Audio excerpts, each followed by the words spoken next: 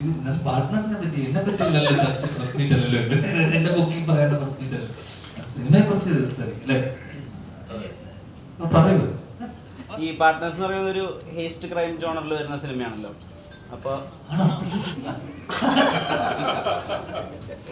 ഇത്രയും നീ ഡീകോഡ് ചെയ്തു അല്ലേ? അങ്ങനെയാന്നാ പറഞ്ഞത്. അപ്പോൾ സാധാരണ പോലെ അല്ല, നമ്മുടെ കുറച്ച് ഈ ക്യാരക്ടേഴ്സ് തമ്മിലുള്ള ഈ ഇന്റർ കണക്ഷനും ഡ്രാമയൊക്കെ ഓർത്ത് വെക്കേണ്ടതുണ്ടല്ലോ. ഇത്രയധികം കമ്മിറ്റ്മെന്റ്സിന്റെ ഇടയിൽ പാർട്ട്നേഴ്സിന്റെ കഥ മാത്രം ഓർത്ത് വെക്കാൻ എന്തെങ്കിലും കുറുക്ക് വഴികൾ ധ്യാൻ ശ്രീനിവാസൻ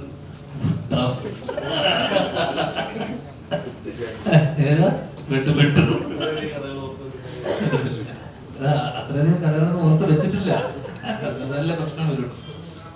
അല്ല, ഇത് കൂടുതൽ പറയാൻ ഞാൻ എന്തൊക്കെ പറയാമെന്ന് എന്നോട് ചോദിച്ചിരുന്നു. അപ്പൊ എന്നോടൊന്നും പറയരുതെന്നാ പറഞ്ഞത്. അല്ല, ഈ ആ ട്രെയിലറിൽ നിന്ന് മനസ്സിലാക്കി എടുക്കാൻ പറ്റുന്ന സാധനങ്ങളൊക്കെ തന്നെയാണ്. ഹെസ്റ്റാണ്, ചെറിയൊരു ക്രൈം ത്രില്ലറല്ല, മർഡർ ഹിസ്റ്ററി അങ്ങനത്തെ പരിപാടിയൊന്നുമില്ല. ഈ പറഞ്ഞ പോലെ ഒരു മൾട്ടി ലെയർഡാ. പറഞ്ഞ പോലെ എന്താ പറയണ്ടേ, എന്താ പറയല്ലേ, ഭയങ്കര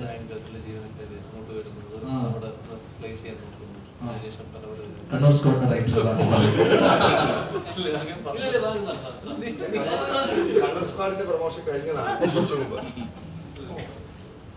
എനിക്ക് ഞാൻ ചേട്ടൻ പറയാം. ഇത് ഒരു ഗ്രാമത്തില് ബാംഗ്ലൂർ ജോലിക്ക് എത്തുന്ന 5 പേരുടെ കഥയാണ്. അവര് ആ ഗ്രാമത്തിലെത്തുകയും ഒരു ക്രൈമിൽ പെട്ടുകയും അതിൽ നിന്ന് അവരെങ്ങനെ രക്ഷപ്പെടുകയോ ആണോ അല്ല എന്താണ് ചെയ്യുന്നത് എന്നുള്ളതാണ് ഈ സിനിമയുടെ മൊത്തത്തിലൊരു കഥ. പക്ഷെ ഇത് കഥ പറയുന്നത് നോൺ ലീനിയർ പാറ്റേണിലാണ്. അത് ഒരു കേസ് അന്വേഷിക്കുന്ന ഒരു ഉദ്യോഗസ്ഥൻ, ഷാജൻ ചേട്ടനാണ് ഒരു ഫൈനാൻഷ്യൽ ക്രൈം ഡിവിഷനിലെ ഉദ്യോഗസ്ഥനായ ഷാജൻ ചേട്ടൻ്റെ ക്യാരക്ടർ ഈ കേസ് അന്വേഷിക്കുന്നതും അത് കുറേശ്ശായി ഇതിന്റെ കഥ വരുന്നത്.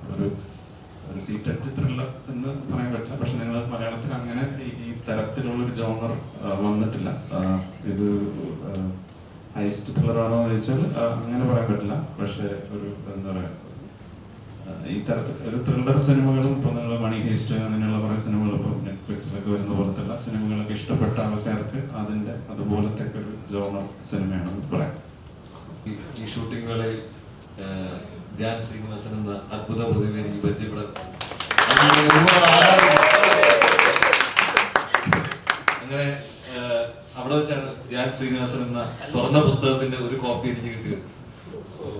അതിൽ ഒരുപാട് സന്തോഷം. ഞാൻ ഈ സിനിമ ചെയ്തതിൽ എനിക്ക് ഏറ്റവും വലിയ സന്തോഷം എന്ന് പറഞ്ഞാൽ അത് ഞാൻ ഓണസ്റ്റ് ആയിട്ട് പറയുന്നത്, ഞാൻ ധ്യാനിനെ പരിചയപ്പെട്ടാണ് 2021 അല്ലെങ്കിൽ 2022 ഞാൻ ഏറ്റവും സന്തോഷകരമായ ഒരു കാര്യം ധ്യാനിനെ പരിചയപ്പെട്ടതാണ്.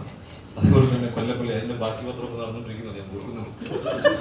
ഷാൻചേട്ടാ ബാക്കി നമുക്ക് വാങ്ങിച്ചെടുക്കണ്ടേ കുറച്ച് കഴിഞ്ഞു.